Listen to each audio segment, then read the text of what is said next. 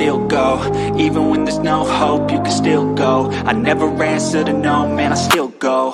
Go, go, go, go, go, go, go, go. Dia 14/9, o GGR Covep Renda, que é o GGRC11, administrado pela CM Capital Markets e gerido pelas Agros Capital, fundo que tem 98.327 cotistas.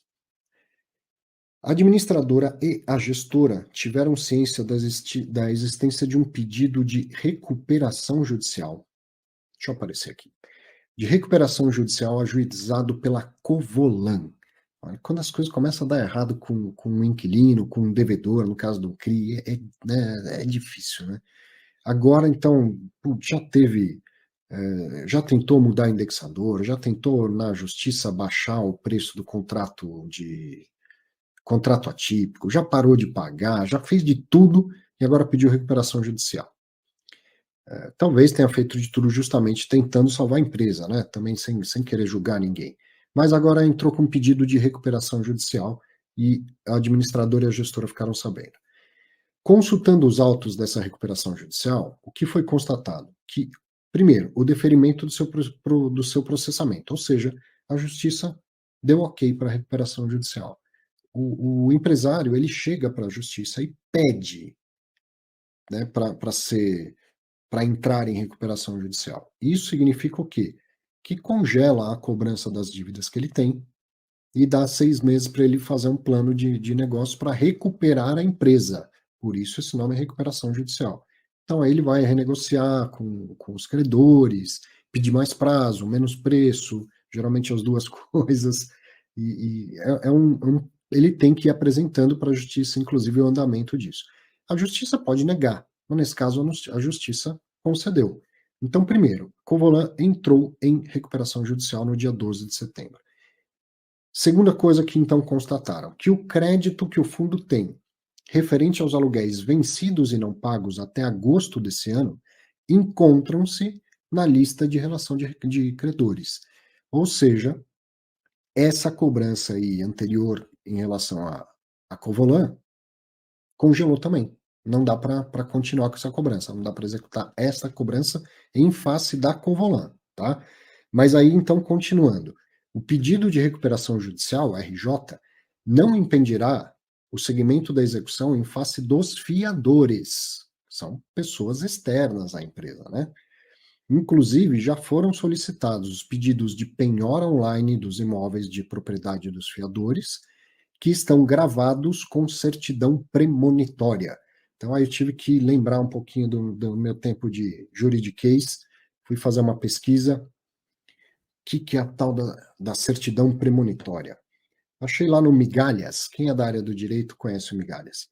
É um site, começou como uma newsletter e hoje é um site da comunidade jurídica. A certidão, ela é averbada na matrícula dos bens imóveis ou de veículos ou de outros bens que, de alguma forma, possuam um tipo de registro, né? Então, no caso dos imóveis, pega essa certidão premonitória, vai lá no cartório e fala, ó, põe junto aí da matrícula do imóvel, né? Da escritura do imóvel. Para quê? Para dar publicidade a terceiros da existência de uma ação de execução promovida contra o devedor. E ainda, a partir do momento que isso é feito, então tem publicidade dessa ação de execução, caso ocorra uma venda desse imóvel, aí ela pode ser considerada como fraude à execução. Lembra do caso lá do BTRA?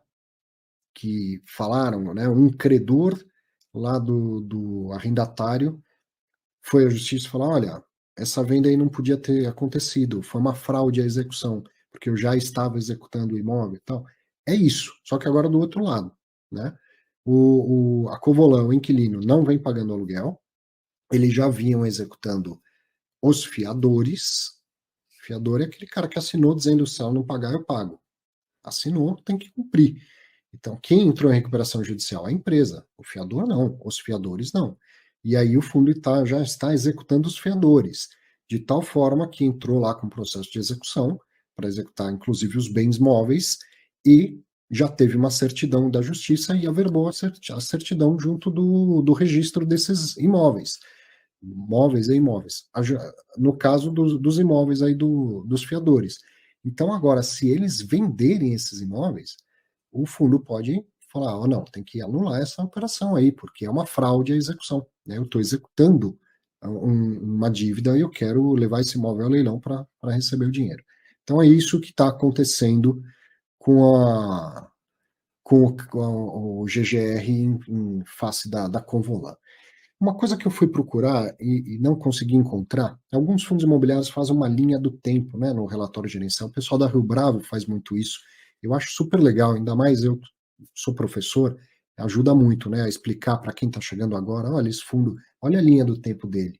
Nasceu há tantos anos e tal, comprou esse imóvel, depois aquele, depois vendeu e tudo mais. Então, eu não sei dizer qual é a época que esse imóvel Covolan entrou no fundo, na linha do tempo.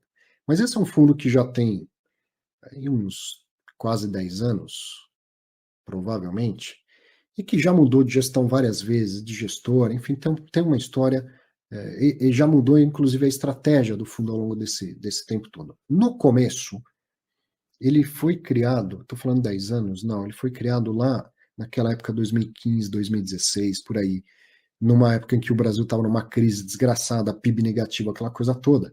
E ele foi o que se chama de um case de distressed. Ele comprava imóveis de empresas que estavam em dificuldade financeira para dar um fôlego para a empresa. Então, fala, ó, vende o imóvel, você vai receber tantos milhões, está precisando de liquidez aí, vai receber tantos milhões pelo imóvel, assina um contrato atípico de locação por 10 anos, 15 anos, seja lá o que for, e me dá um monte de garantia, porque afinal de contas eu sei que você não está bem das pernas, né?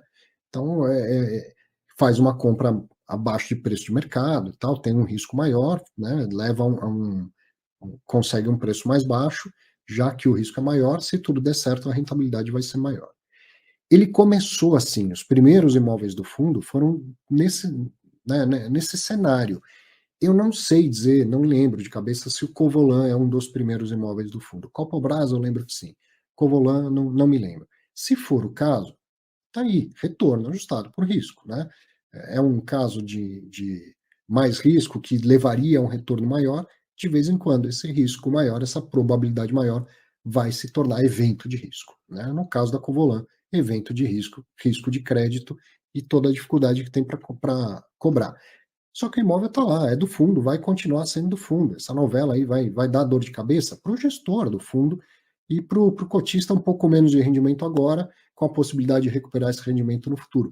Mas está aí uma das maravilhas do fundo imobiliário, né? Não é você que vai lidar com isso, briga na justiça, executar fiador, nada disso.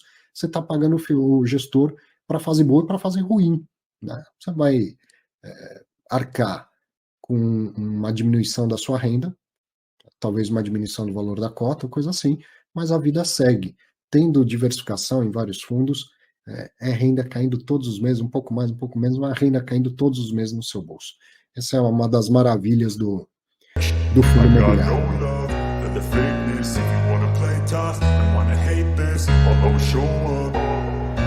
I don't ever slow up, no I don't take I got no love for the fakeness. If you wanna play tough and wanna hate this, I'll always show up.